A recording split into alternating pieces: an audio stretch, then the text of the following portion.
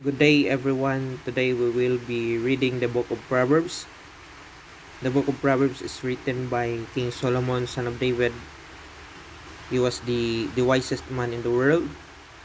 So the book of Proverbs has 31 chapters, the same with the number of days in a month in our calendar. So today we will start reading chapter 1 up to chapter 31. So we will be reading one chapter a day. So expected that after a month we would be able to finish all the chapters in the book of Proverbs.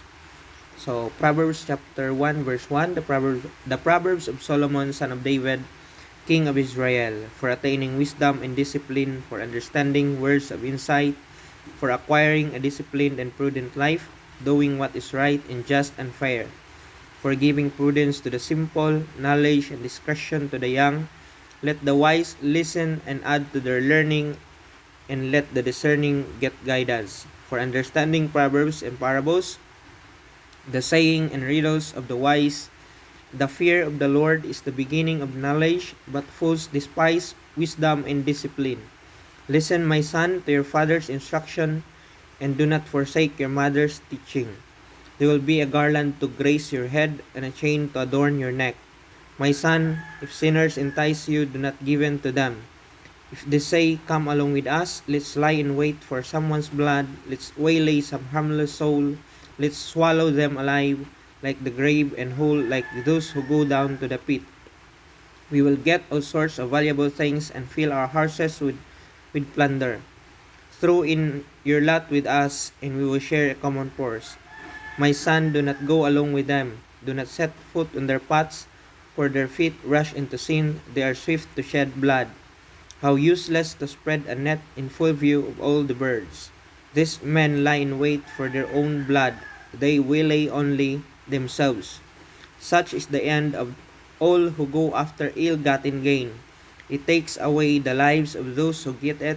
Wisdom calls aloud in the streets. She raises her voice in public squares. At the head of the noisy streets she cries out. In the gateways of the city she makes her speech. How long will you simple ones love your simple ways? How long will mockers delight in mockery and fools hate knowledge? If you had responded to my rebuke, I would have poured out my heart to you and made my thoughts known to you. But since you rejected me when I called and no one gave heed when I stretched out my hand, since you ignored all my advice and would not accept my rebuke, I in turn will laugh at your disaster. I will mock when calamity overtakes you. When calamity overtakes you like a storm, when disaster sweeps over you like whirlwind, when distress and trouble overwhelm you, then they will call to me, but I will not answer. They will look for me, but will not find me. Since they hated knowledge and did not choose to fear the Lord, since they would not accept my advice and spurned my rebuke, they will eat the fruit of their ways and be filled with the fruit of their schemes. For the waywardness of the simple will kill them, and the complacency of fools will destroy them. Verse 33, but whoever listens to me will live in safety and be at ease without fear of harm. So this is Proverbs chapter 1 verse 1 to 31. Verse 5, sabi dito, let the wise listen and add to their learnings, and let the discerning get guidance. Sana po ay pakinggan natin or i-meditate natin po yung word ng Panginoon, yung wisdom ng Panginoon. Kasi sabi dito, let the wise listen and add to their learning, and let the discerning get guidance. So, ang word pala ng Panginoon, yung wisdom pala ng Panginoon, ay nagbibigay sa atin ng magandang aral at nagbibigay po ng guidance sa atin. Sabi ng verse 7, the fear of the Lord is the beginning of knowledge, but fools despise wisdom and discipline. Mga kapatid, pag tayo po ay may takot sa Panginoon. Ito po ang simula ng knowledge. So, ang knowledge pala ay makakamtan lamang natin sa Panginoon. Hindi po natin ito makukuha kung saan-saan, but true knowledge comes only from the Lord. Pero po yung mga fools, no, yung mga foolish people, foolish na mga tao, they despise wisdom and discipline. Ayaw nila na turuan sila, ayaw nila na disiplinahin sila. So,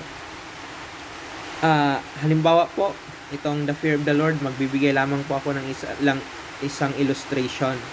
Pag tayo po ay may minamahal, halimbawa mahal natin yung anak natin, mahal natin yung parents natin, or mahal natin yung asawa natin, mahal natin yung boyfriend or girlfriend natin, hindi po ibig sabihin na takot tayo sa kanya, nanginginig tayo lagi sa kanya.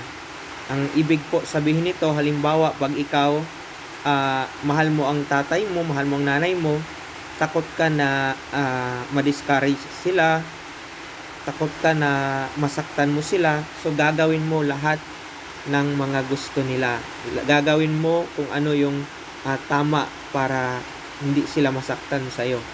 So kung mahal mo ang halimbawa anak mo, kung takot ka na hindi magiging maganda yung kinabukasan niya, of course, no, gagawin mo kung ano yung makakabuti sa kanya. Same true kung mahal mo yung boyfriend or girlfriend mo, no, takot ka na masaktan mo siya, takot ka na makakapagdulot ka ng kasakitan sa puso niya, of course, gagawin mo lahat ng mga bagay na hindi makakasakit sa kanya. Same true with the Lord. So, if we really love the Lord, takot tayo na masaktan natin yung Panginoon. Takot tayo na makapagdulot ng kasakitan sa puso ng Panginoon. So, yung fear of the Lord pala, it is the beginning of wisdom. Later on po, babasahin natin yung ibang chapter ng Proverbs. Sabi po ng Proverbs 10:9, the fear of the Lord is the beginning of wisdom, and the knowledge of the Holy One is understanding. So, ang fear pala natin towards the Lord, it is the beginning of wisdom. Sana po, as we walk daily, as we live our lives daily, magkaroon po tayo ng takot sa Panginoon. Thank you po, and God bless us all.